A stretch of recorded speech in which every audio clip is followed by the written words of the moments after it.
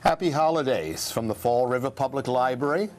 My name is David Mello, and I'd like to share with you a very special holiday story, The Night Before Christmas, originally published in 1823 by Clement Clark Moore as a gift to his own children at Christmas time. The Night Before Christmas. 'Twas the night before Christmas, when all through the house not a creature was stirring, not even a mouse. The stockings were hung by the chimney with care, in hopes that St. Nicholas soon would be there. The children were nestled all snug in their beds, while visions of sugar plums danced in their heads. And Mamma in her kerchief, and I in my cap, had just settled down for a long winter's nap. When out on the lawn there arose such a clatter, I sprang from my bed to see what was the matter. Away to the window I flew like a flash, tore open the shutters and threw up the sash. The moon on the breast of the new fallen snow gave the luster of midday to objects below. When what to my wondering eyes should appear but a miniature sleigh and 8 tiny reindeer, and a little old driver so lively and quick, I knew in a moment it must be Saint Nick. More rapid than eagles his coursers they came, and he whistled and shouted and called them by name. On Dasher, on Dancer, on Prancer, on Vixen, now Comet, now Cupid, now Donder and Blitzen, to the top of the porch, to the top of the wall, now dash away, dash away, dash away all. As dry leaves before the wild hurricane fly, when they meet with an obstacle, mount to the sky, so up to the rooftop his coursers they flew, with a sleigh full of toys, and St. Nicholas too. And then, in a twinkling, I heard on the roof the prancing and pawing of each tiny hoof. As I drew in my head and was turning around, down the chimney St. Nicholas came with a bound. He was dressed all in fur, from his head to his foot, and his clothes were all tarnished with ashes and soot. A bundle of toys he had flung on his back, and he looked like a peddler just opening his sack. His eyes, how they twinkled, his dimples how merry, his cheeks were like roses, his nose like a cherry. His droll little mouth was drawn up like a bow, and the beard of his chin was as white as the snow. The stump of a pipe he held tight in his teeth, and the smoke it encircled his head like a wreath. He had a broad face and a little round belly that shook when he laughed like a bowl full of jelly. He was chubby and plump, a right jolly old elf, and I laughed when I saw him in spite of myself. He spoke not a word, but went straight to his work.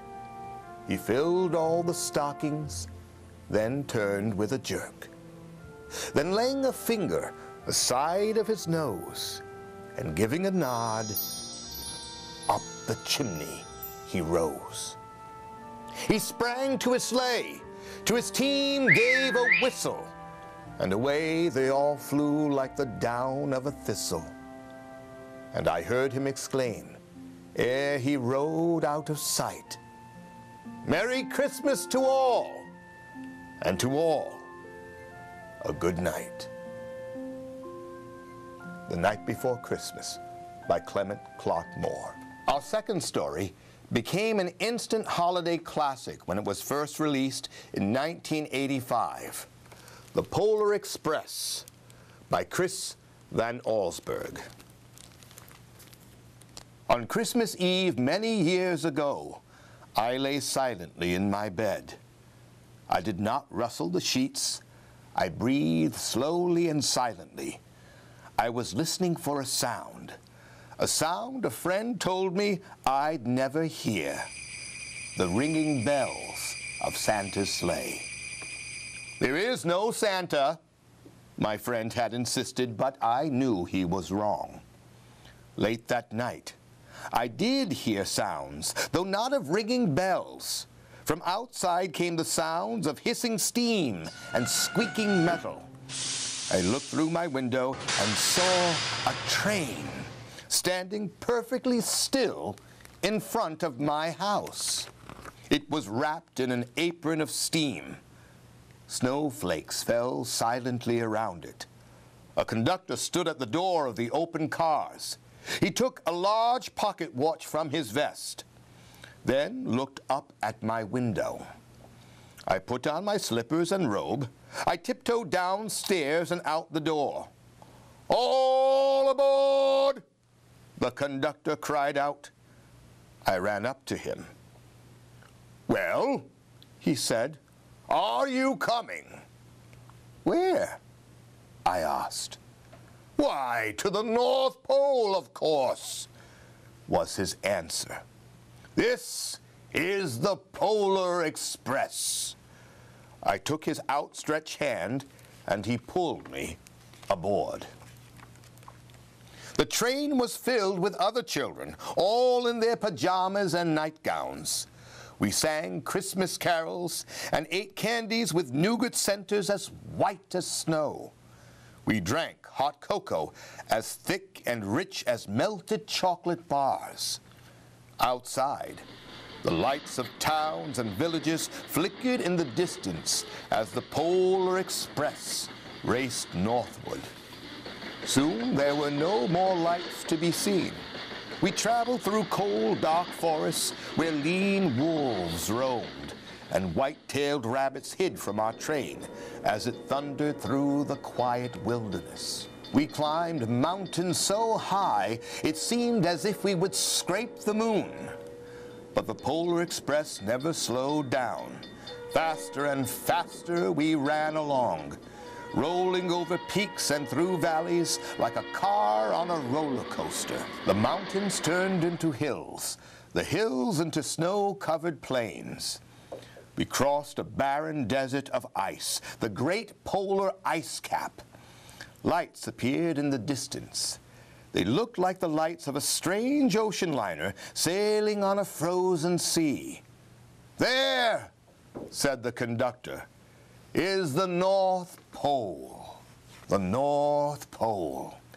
It was a huge city standing alone at the top of the world, filled with factories where every Christmas toy was made. At first, we saw no elves. "They are gathering at the center of the city," the conductor told us. "That is where Santa will give the first gift of Christmas." "Who receives the first gift?" we all asked. The conductor answered, "He will choose one of you." "Look," shouted the children, "the elves!" Outside we saw hundreds of elves.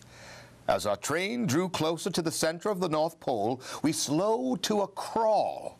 So crowded were the streets with Santa's helpers. When the Polar Express could go no farther, we stopped, and the conductor led us outside. We pressed through the crowd to the edge of a large open circle. In front of us stood Santa's sleigh. The reindeer were excited. They pranced and paced, ringing the silver bells that hung from their harnesses. It was a magical sound, like nothing I'd ever heard. Across the circle, the elves moved apart, and Santa Claus appeared. The elves cheered wildly. He marched over to us and pointed to me. "Let's have this fellow here." He jumped into his sleigh. The conductor handed me up. I sat on Santa's knee, and he asked, "Now, what would you like for Christmas?" I knew that I could have any gift that I could imagine. But the one thing I wanted most for Christmas was not inside Santa's bag. What I wanted more than anything was one silver bell from Santa's sleigh. When I asked, Santa smiled. Then he gave me a hug and told an elf to cut a bell from a reindeer's harness. The elf tossed it up to Santa. He stood, holding the bell high above him, and called out, "The first gift of Christmas!" A clock struck midnight as the elves roared their approval. Santa handed the bell to me, and I put it in my bathrobe pocket. The conductor helped me down from the sleigh. Santa shouted out the reindeers' names and cracked his whip. His team charged forward and climbed into the air. Santa circled once above us, then disappeared into the dark polar sky. As soon as we were back inside the Polar Express, the other children asked to see the bell. I reached into my pocket, but the only thing I felt was a hole. I had lost the silver bell from Santa Claus's sleigh. "Let's hurry outside and look for it," one of the children said, but the train had given a sudden lurch and started moving. We were on our way home. It broke my heart to lose the bell. When the train reached my house, I sadly left the other children. I stood at the doorway and waved goodbye. The conductor said something from the moving train, but I could not hear him. "What?" I yelled out. He cupped his hands around his mouth. "Merry Christmas!" he shouted. The Polar Express let out a loud blast from its whistle and sped away. On Christmas morning, my little sister Sarah and I opened our presents. When it looked as if everything had been unwrapped, Sarah found one last small box behind the tree. It had my name on it. Inside was the silver bell.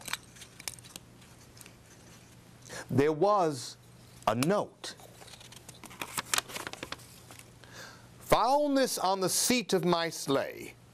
Fix that hole in your pocket. Signed, Mr. C." I shook the bell. It made the most beautiful sound my sister and I had ever heard. But my mother said, "Oh, that's too bad." "Yes," said my father, "it's broken." When I'd shaken the bell, my parents had not heard the sound. At one time, most of my friends could hear the bell, but as years passed, it fell silent for all of them. Even Sarah found one Christmas that she could no longer hear its sweet sound. Though I've grown old, the bell still rings for me as it does for all who truly believe. The Polar Express.